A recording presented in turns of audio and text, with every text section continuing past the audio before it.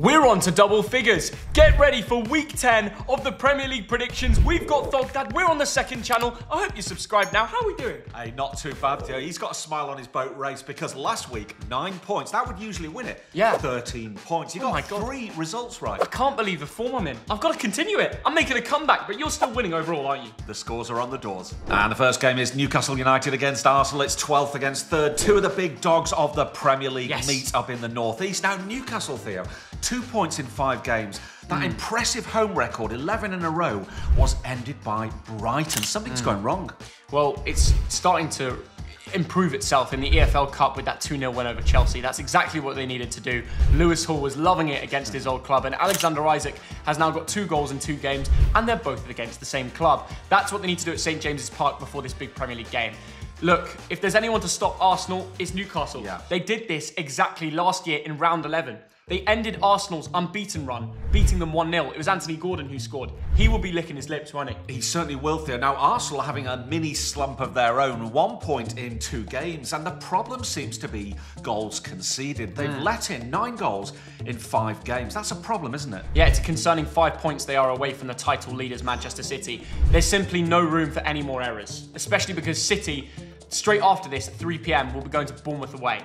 And most likely they take 3 points. We will be predicting that, stay tuned. So basically, Arsenal have to go to Newcastle and win. That's a lot of pressure. Do you think Arteta will do it? I think this could be a really good game. It's very hard to call, so I'm going to go Newcastle 1, Arsenal 2. And I somewhat agree with you because Gabriel and Saliba will be back playing centre-back together. And Arsenal fans know when them two are controlling the back line, everything else falls into place. It's going to be a 1-0 win to Arsenal, and Saka, what a goal he scored against Liverpool. Liverpool against Brighton, and Hove Albion is 2nd against 6th. 2 teams who drew 2-2 last week, Theo. Now, Liverpool have got the best form in the league, but their recent form against Brighton in the Premier League is 1-2, lost 2 and drawn 4. So this could go either way. Especially with the record that Arne Slot is hoping to withstand as the first Liverpool manager to win 8 out of the 10 opening games. Better than Jurgen Klopp, better than Brendan Rodgers, better than all the previous Liverpool managers. He has started with a statement, hasn't he? He certainly has, Theo. Now, Brighton, they really should have got the 3 points against Wolves, but there was an equaliser right at the death. What's going to go on here, Theo? I don't know, but what I do know is Salah loves to contribute against Brighton. He's got 15 goal contributions in 14 matches against the Seagulls. That is incredible. He'll be looking to do that again, and they just played in the EFL Cup. Liverpool went there with a lot of youth players and won 3-2. Certainly, Theo. Now, Brighton have got this amazing record of scoring first against Liverpool. I think it's the last 4 games against them. But I've got the feeling, let's not forget that Liverpool have got the best defence in the league. Now, they conceded 2 last week, but only 5 this season. So I'm going to give them a clean sheet. Liverpool 2, Brighton 0. Liverpool 3, Brighton 1. Ipswich Town against Leicester City is 18th against 15th. 2 of the promoted teams meeting over in Suffolk. Now, both of these teams lost last week. And for Ipswich, it's now 3 defeats in a row. And the problem here is they get into winning positions and they bottle it. Well, Ipswich last week were 2-0 up away at Brentford and somehow blew it to 4-3. That is a crazy game. That is madness there. Now, if you look at these 2 sides last season in the Championship, there were 2 draws. But overall, Leicester have got a really good record against Ipswich. Ipswich is still on a winless run of 9 rounds, so the pressure will be mounting for McKenna. But, you know, they have dropped 10 points now from winning positions. That's not good enough, is it? It certainly isn't, Theo. But Leicester last week, we watched that game against Nottingham Forest, and I thought Forest were a class above. So I'm a little bit worried once again about Leicester. I'm not sure. They get points, Dad. They've got 6 points from the last 9 possible. You know, Jamie Vardy will be hungry. He'll be thinking, I can do something. Mavididi, who scored in this fixture last year, will be licking his lips to end his 5-game goal drought. In away fixtures, you take all the goals they've scored in the last 3 matches is 7. So Steve Cooper will come here firing, won't he, Dad? He certainly will, Theo. But you've got to look at Ipswich and say, if you don't win this game right off the season, you have to win games like this. Yeah, you do. For some reason, I think they will, Theo. Well, I'm going to give Ipswich the win, 2-1. I think they'll be in 2-1 winning position, and then Leicester score last minute. AFC Bournemouth against Manchester City is 11th against 1st. This is a fascinating fixture down on the south coast. Now, Bournemouth, Theo, unbeaten against Arsenal and Aston Villa. But it's fascinating. When you look at the record between these clubs, There is no worse record in the history of football than Bournemouth against Manchester City. They have played 20 times, Bournemouth have drawn twice and lost 18 times. It's an amazing statistic, considering they've just taken so many points off top 4 finishing teams, isn't it? And it's even worse if you look at the Premier League. 14 encounters, Man City won 14.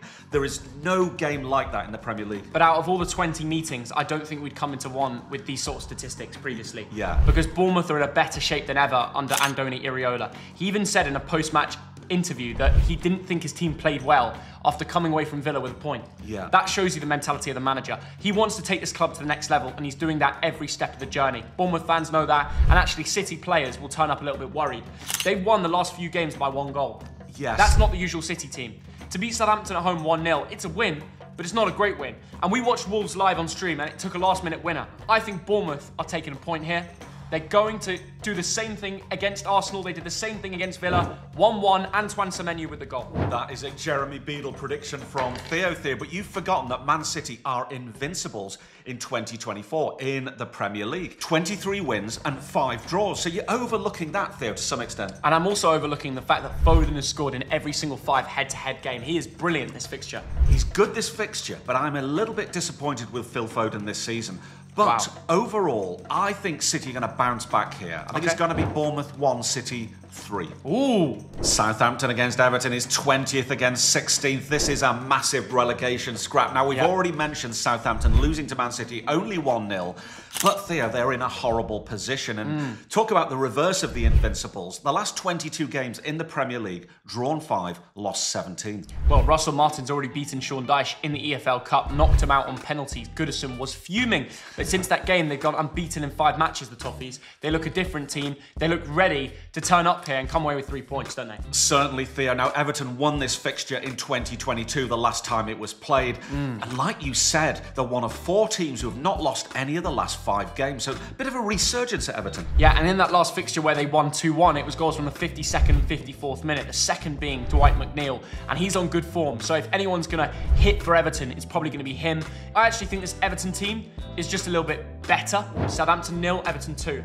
Wow, Theo, I think that's a sensible projection, but I'm going to go a 1-1 draw. Nottingham Forest against West Ham United, 7th against 13th. 2 teams who won last week, and Nottingham Forest, I was impressed by them against Leicester City. They've now won 2 in a row, and the last 2 times they played West Ham at home, they won both times. Forest seem to be the amazing team away from home this year. They're smashing everything, but they now need to start bouncing with points at home, getting wins, getting clean sheets. It's going to be difficult against West Ham, who come confident after finally turning their form with a 2-1 win over the Red Devils. They needed that for their confidence, didn't they? They needed that, but did you see that penalty that ensured that Ten Hag was fired? I thought that was atrocious, a terrible decision. I couldn't see how that was a penalty. Wow, that's a big call. Well, but apart from that, Theo, this could be a really good one, because Nottingham Forest, defensively, second best in the league after Liverpool, only conceded 7 all season. You know, the home team have won this head-to-head match 6 times in a row. Amazing. So West Ham won at home, Forest won at their place. But it seems a little bit different this year. But just 1 loss across their 9 league games finds it hard for me to back anyone but Forest to win. But they've only taken 5 points from 4 matches at home. So that's what they need to improve on. This is their opportunity to do so. Are they playing West Ham at the right time here, Dad? Well, is there ever a right time, Theo? I think they're a better team than West Ham at the moment. Interesting. And for that reason, plus home advantage, a 2-1 win. I think this is a low-scoring match, though. Forest to win 1-0. Wolverhampton Wanderers against Crystal Palace, 19th against 17th. Another big tussle in the bargain basement, isn't it, Theo? Now, last week, Wolves got their 2nd point of the season against Brighton, a very, very late equaliser. One thing you can say about Wolves, there are goals, goals, goals. 4 on average every single game. And they're fighters. The players are doing everything they can to keep Gary O'Neill's job alive. 88th goal, 93rd to equalise at Brighton away. That's character at the Amex. If there's ever a time to win, it's at home to Crystal Palace. What's unfortunate for them is finally CPFC have hit form. Eze, unreal. Goal last game, assist in the one before. Mateta's backfiring. This is a really difficult game to call because the one moment I was ready to predict Wolves a win, Palace turn up. Now I don't know what to say. Theo, absolutely right. And if you look at Palace's record against Wolves, they've won 6 of the last 7. So if you're going with form, you go with the Londoners. Very hard game to call, so I'm going to sit on the fence with a 1-1 draw. Well, one thing's guaranteed is Cunha Even over the last 2 losses they faced against each other last year, he scored in both games. And no more than 4 points separated these two sides in the last 4 Premier League seasons. And going into this game, there's a 4-point difference. But that could change to 1 if Wolves get their act together here. Will they? I don't know. Wolves 2, Crystal Palace 2. Tottenham Hotspur against Aston Villa, 8th against 4th, is a really tasty encounter over there in North London. Now Spurs, all you can say is the inconsistency continues. It does. They were brilliant this week in the League Cup. They lost last week. Their form this season, won 4, drawn 1, lost 4. Mental. I mean, it's guesswork, isn't it? It is guesswork. And as soon as they lose to Crystal Palace 1-0, they bounce back, beating Manchester City in the Cup 2-1. You know, every time they have an amazing result, like they did against Manchester United away, they go and lose a crappy game at home. It's unbelievable. But one thing in their weird Ange algorithm is that they never lose back-to-back games. Yeah. And when they win, they usually win the next, and then they bottle it somewhere. And this is that next game. Yeah. This is that game after City to kick on with at the new Tottenham Hotspur Stadium, back-to-back. But it's against Aston Villa, who, since 2021, have only come to the stadium and taken 3 points. Wow. It's an unbelievable record, and Unai Emery, maybe it's something about him previously managing Arsenal, knowing about the North London derby, always making this game really serious, but last time it was an Ollie Watkins winner. I don't know how he does it. Now, Villa will be disappointed last week, won't they, Theo? At home to Bournemouth, that's a game where you've got to come away with 3 points. But having said that, it's only that Arsenal game that they lost this season. Now, Tottenham, Dad, let's not forget the last time these two teams faced. It was at Villa Park and it was a 4-0 win. Heung-min Son was injured last game. But in that last match they played against Villa, he got a goal and 2 assists. So all the Spurs fans are really hoping he's going to be back. I think he will. Yeah. And if Tottenham have Heung-min Son in their 11, this is my prediction. This is what will happen. He's going to carry them to success again. Tottenham 3, Aston Villa 1. A typical I'm loving Ange Ball instead performance. Theo, I'm sick of predicting Spurs wins and then being wrong in this battle with you for first place. So I'm going to go Spurs 2, Villa 2. It could be a cracker. Manchester United against Chelsea now, 14th against 5th. Two of the big beasts of world football are meeting up in Manchester. Theo, United have sacked their gaffer. Finally. They brought in Ruud van Nistelrooy on a temporary basis, and they go and win. They go and score 5 goals midweek, Theo. I mean, under the same competition, they scored 7 the time before with Ten Hag. So yeah, against Barnsley. But that was against Leicester. Yeah, but Leicester's better than Barnsley. But because you look at some of the Man United performances, how can you suddenly score 5 goals against Leicester? That game means nothing, Dad. If you're taking that game as a sign that Man United are back, please do. Go and predict United to beat Chelsea. They won't do it. And I know, head-to-head, they've beaten them 2-1, time before that 4-1, and they've not lost to them in 4 games. Yeah. But this time round, Chelsea are turning up and are coming home with 3 points. I can picture it already. Cole Palmer silencing OT, doing it for City. You know, the link, the Manchester link. Yes. He's going to win this game. He's going to score the winning goal. I see it already. I'm not too sure there. Now, Chelsea have had a good season in the Premier League, haven't they? They're the second highest scorers.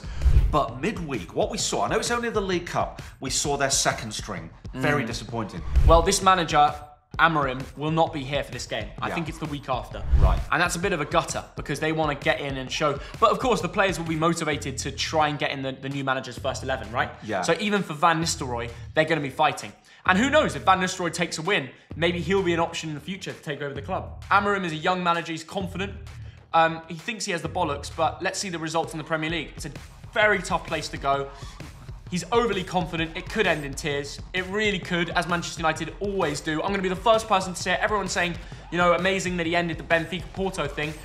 Dad, Manchester United have a much bigger problem than a Benfica-Porto fight in Portugal. Manchester United could easily slump, and I think it starts here with a big slump with a loss to Chelsea. They're going to turn up at Old Trafford and win 2-1. Do you know what, Theo? Manchester United is broken. The stadium is broken. The squad is broken. When you look at the squad of Manchester United, it is terrible compared to where they should be. This game, Chelsea are so much better than Man United. This is going to be United 1, Chelsea 2. And I think at Liverpool, when they lost 2-1, they came fighting. They did. And they left with something in their belly. All the players were on the floor, so sad at full time. This is their chance to show the club what they're all about. And finally, Fulham against Brentford, 10th against 9th. A tasty little London derby by the Thames, isn't it, Theo? Yeah. Fulham, 1 point in 3 games. Are the wheels falling off the bus once again? No, they lost Sasha Lukic in midfield. they've now got no João Paulinho, of course, because he sold him and they didn't replace him. And then when Lukic is injured, who's going to fill the boots at centre mid? Yeah. It's difficult. They've had to go in and play Sander Berge at centre mid. That's decent. It's not great in my opinion, you know. But as you say, Dad, two very close teams in the Premier League. Brentford's away matches so far have been Manchester United, Tottenham, Man City and Liverpool. Yeah. There's no surprise they came away with 0 points. It'll be a relief that they're finally going into a game that they can win and travel to. Can they win this though? Fulham have got this symmetrical record, Theo. 1-3, drawn 3, lost 3, scored 12, conceded 12. It's almost like this is destined to be a draw. You know, in this fixture at the Cottage, they've seen 8 goals over 2 encounters, the 2 recent encounters. And the last one was a 3-0 win to Brentford. So to answer your question, they can win here. Having said all that, there's something about playing at Craven Cottage, the Whites wanting to turn up. I'm going for a high-scoring 2-2 draw. Again, if I had a little Aki on this, I'd go high-scoring. Both teams will go at it. It's going to be a West London classic. But I get the feeling that Fulham have just got that little bit extra. They're going to win this one. No. 2-1. Well, that's massive. And that is all our predictions. Enjoy week 10 of the Premier League. Smash the like, subscribe to Thogden 2, and watch out for the live streams on the main channel. See ya. In a bit. Bye.